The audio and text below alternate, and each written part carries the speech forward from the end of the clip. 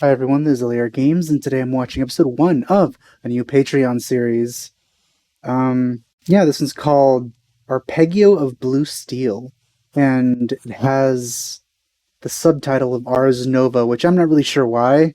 Kind of feels to me like when I was looking up what to watch, like what specifically to watch, it felt to me like maybe it might have been like some sort of spin-off or something, because it feels like that subtitle is like a spin-off name, but I'm pretty sure that this is the only one in existence, as an anime. So, uh, yeah, that's its actual name, it seems. But, yeah, I can't know too much about this except the design of one of the heroines. I don't know if she's the only heroine or if she's one of many, but I like her design. And I think she like represents a ship or something like that. Something along the lines of like I don't know, Kantai collection or um Azur Lane, maybe. I can't say I'm too knowledgeable on those other two series either, but um feel might be comparable. But yeah, with that said, there's not much else. So let's get started.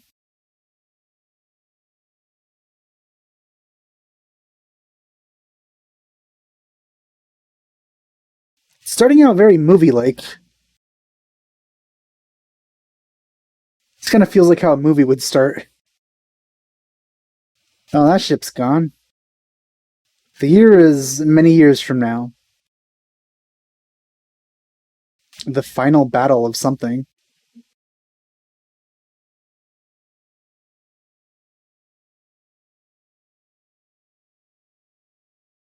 That looks magical.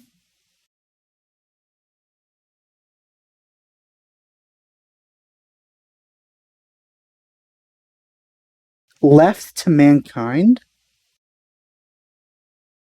Are they fighting aliens or something? I didn't expect the ships to look like this. Some of them are just straight up glowing like magical technology or something. There's like runes all over them. It's not what I expected. So is this technology or magic? Feels to me more magical than anything.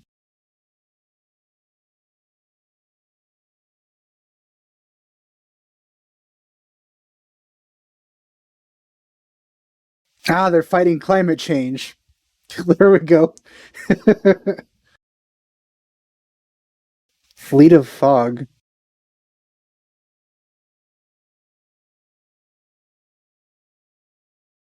That's a little weird.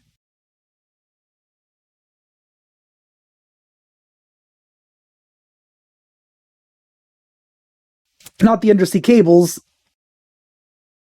How will people use the internet now? This is this is apocalyptic, isn't it? I didn't think it was an apocalyptic sort of series. Maybe post-apocalyptic. I guess the apocalypse happened when that fleet attacked. Well, it seems they're connected somehow to something. I guess they could have used satellites. Oh, it is 3D. Somebody mentioned that it was entirely 3D, and I never really noticed that. Hmm.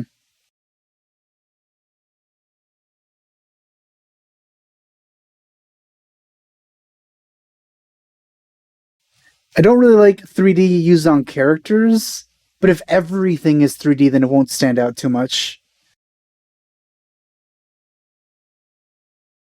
So they just seem like normal modern boats, but with runes on them.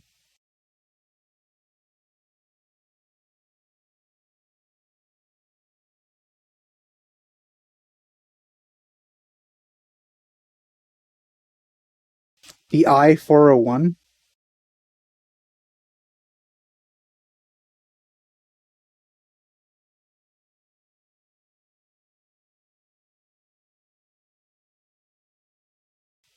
Okay, so there's the character, the main heroine, I think, or the heroine, or a character. I don't really know. So she's the ship, it seems.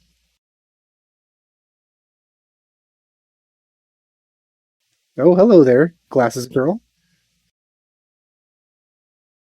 I don't think you can see very well with that on.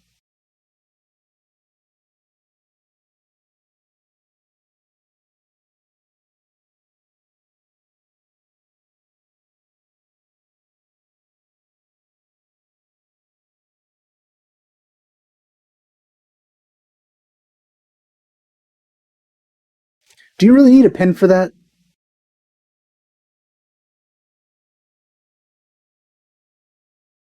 Also, if she's the ship or something, if she's like even an AI or something, shouldn't she be able to do that without anyone actually controlling it?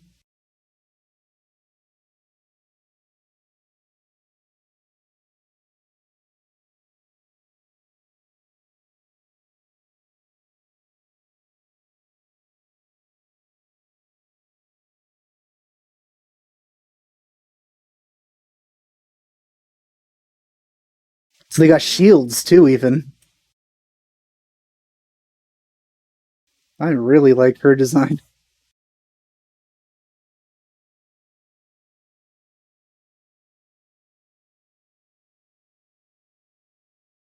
The visuals are cool, I have to say. I just can't really understand anything yet. For some reason, I thought it was gonna be like modern naval stuff, but it's like basically magic.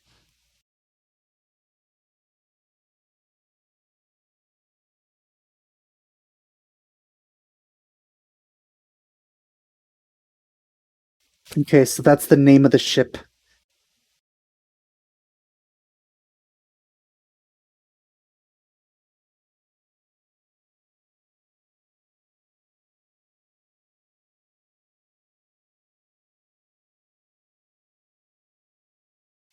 I really like her design.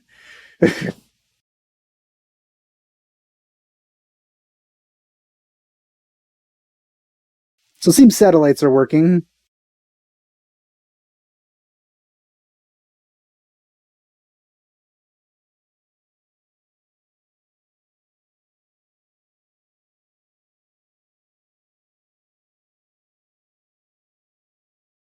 So what it seems like to me is that she's one of those things, but on our side, essentially.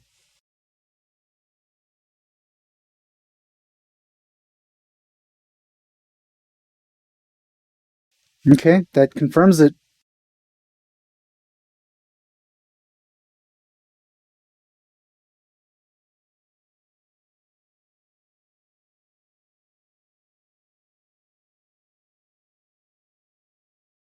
Well, I can't say that's not appealing.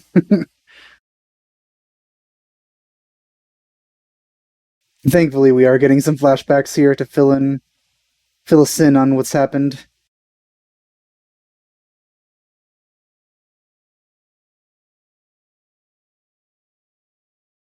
That those subtitles were a bit off, weren't they?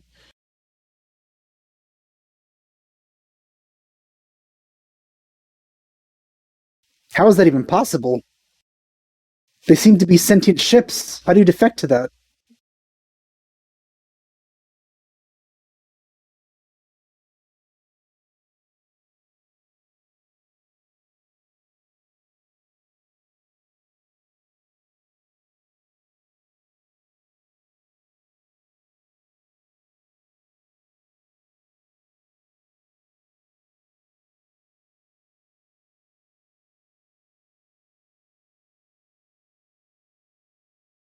I would have rather it started off this way instead of showing the battle first, to be honest. I always like to start at the beginning first, rather to have just like a fight to get your attention.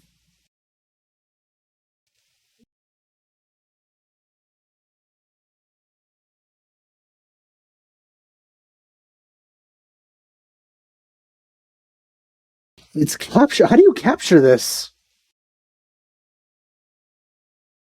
Oh, interesting.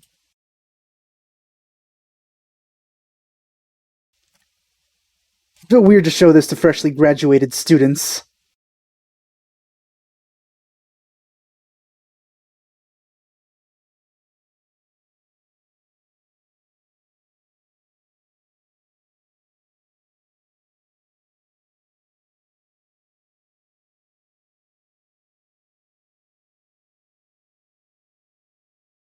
Assume he's gonna awaken it somehow.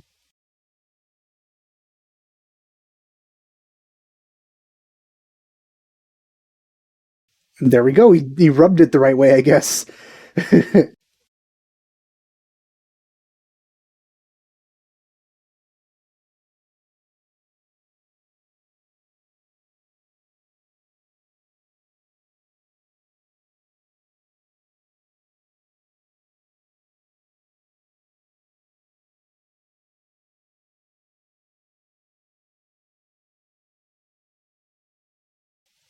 It's just standing there. I don't think that's a good idea. I mean, even if we know the results, he doesn't know the results yet. Hmm.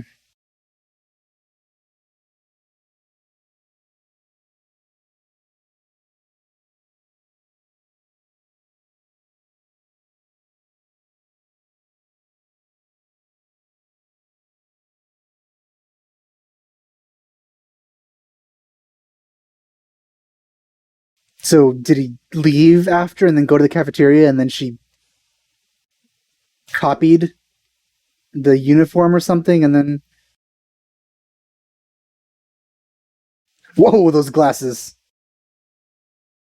I guess they're basically goggles at this point.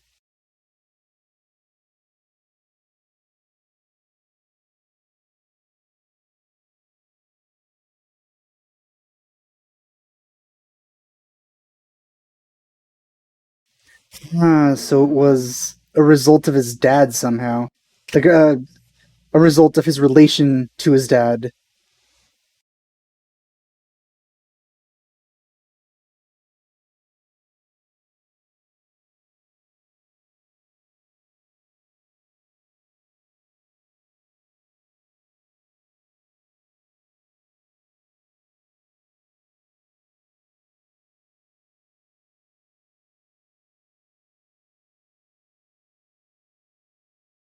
So she can control regular human technology somehow.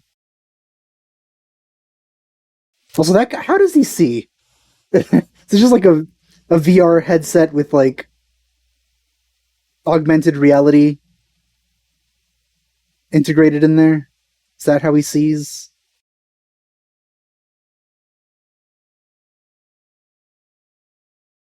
I've never seen anybody fondle a starfish like that before.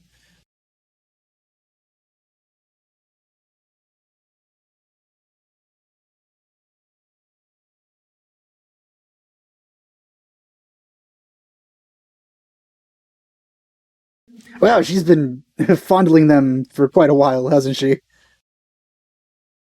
He took a while to get out here, didn't he? Wow, he's an edgy boy, isn't he?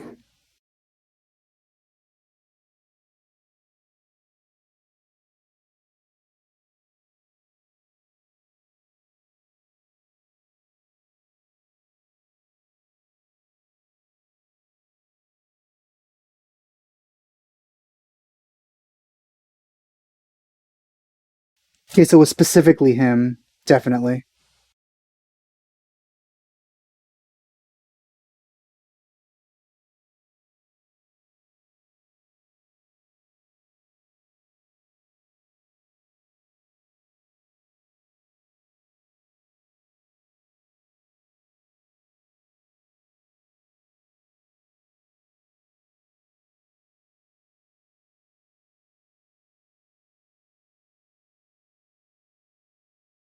I really hope there's this sort of story where a robotic being with no emotion gains emotion over time because I freaking love that stuff.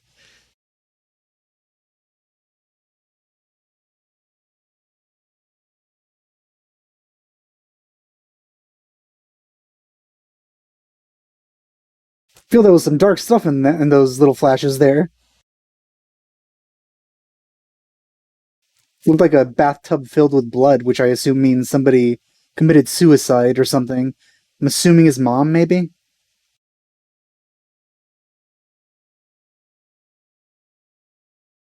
Wow. So why do they look like human ships, then? They look like regular modern human ships.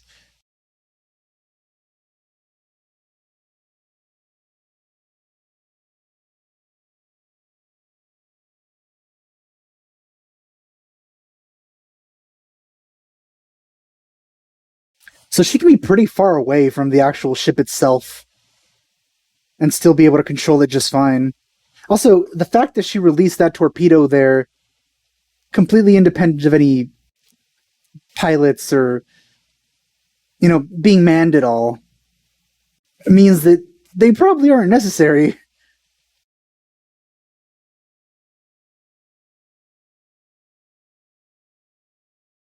Interesting music playing right now. Pretty epic.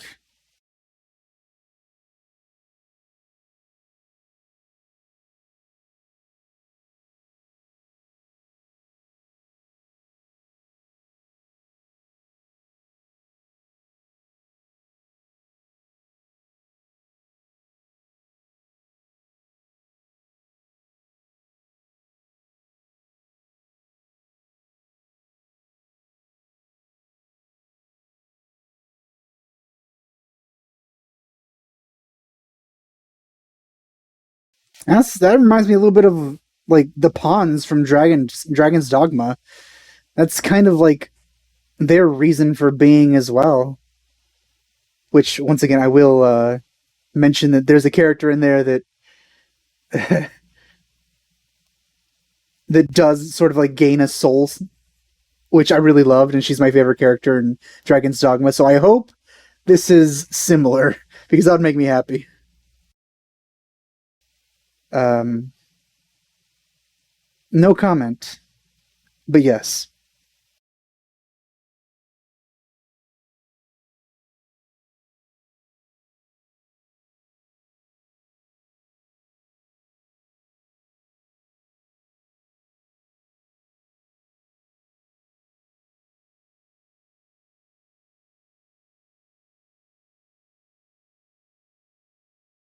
So maybe she does need people. Maybe it takes her a while to do things on her own, and having humans control her a little bit eases up on some of her processing or something.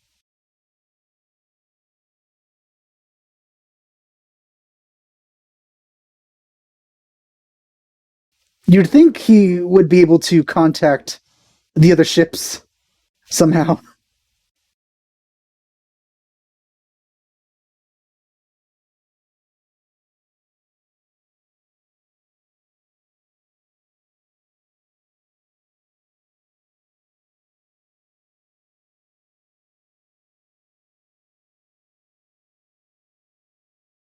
It is curious that they only wanted to take over the ocean somehow, or for some reason.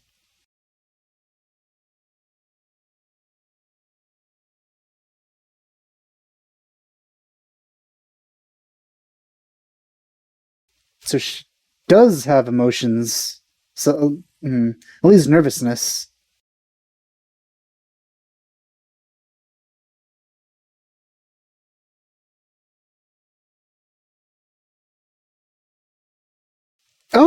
Okay. You would think he'd be able to contact people on his side and convince them that they have a weapon against the fog or whatever.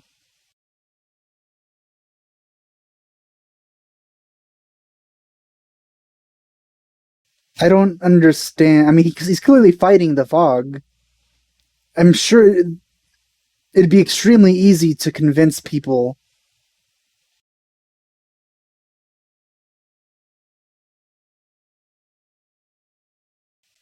Hmm.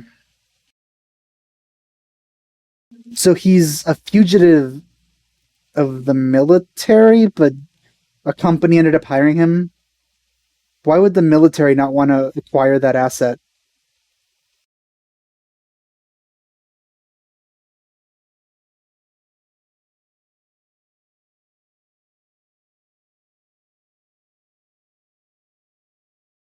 That guy has quite the forehead.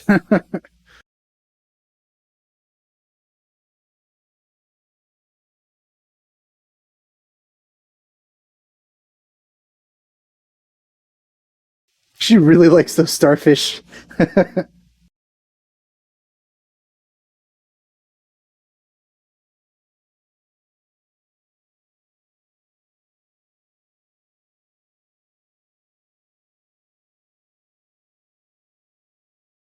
So he's already been fighting for 2 years.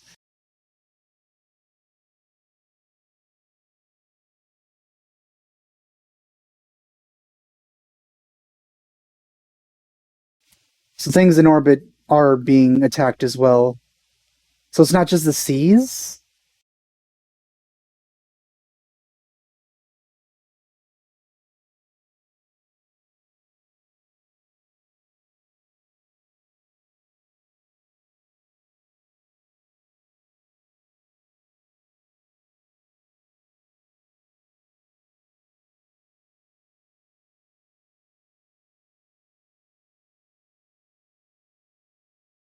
So I do want to know how he got other people in here.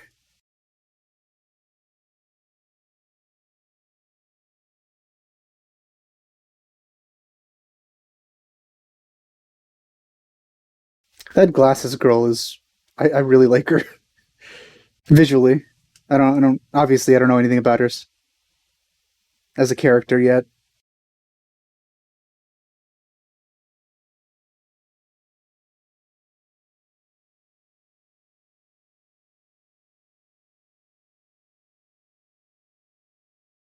Well, she seems to be attached to her, clearly.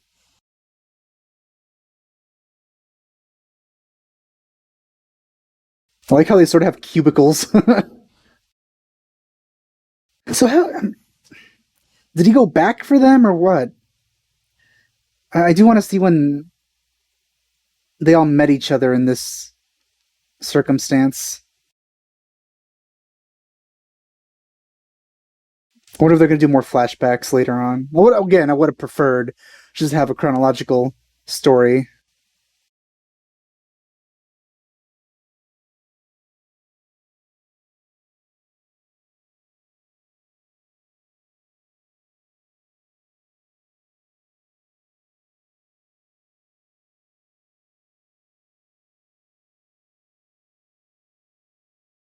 Why is he considered a traitor to humanity? I don't really understand that.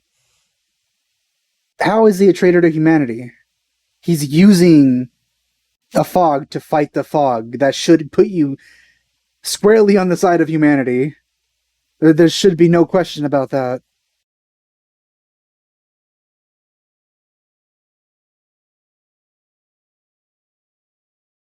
So the other ones have human forms as well.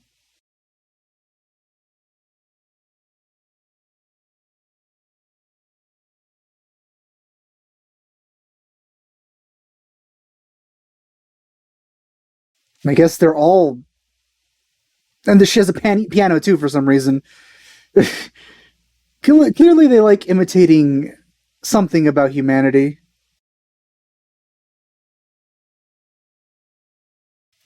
I have a lot of questions. Okay, so they're not completely emotionless. They just like to follow orders, I guess.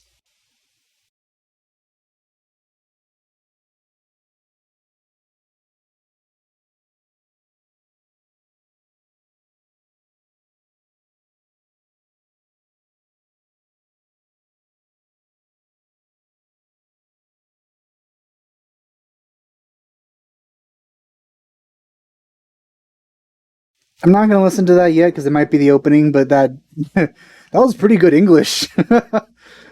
um, yeah, this is a strong start. I think I'm very interested in this race of sentient warships that seem to look like uh, modern, for our standards, real life warships, but like also magical.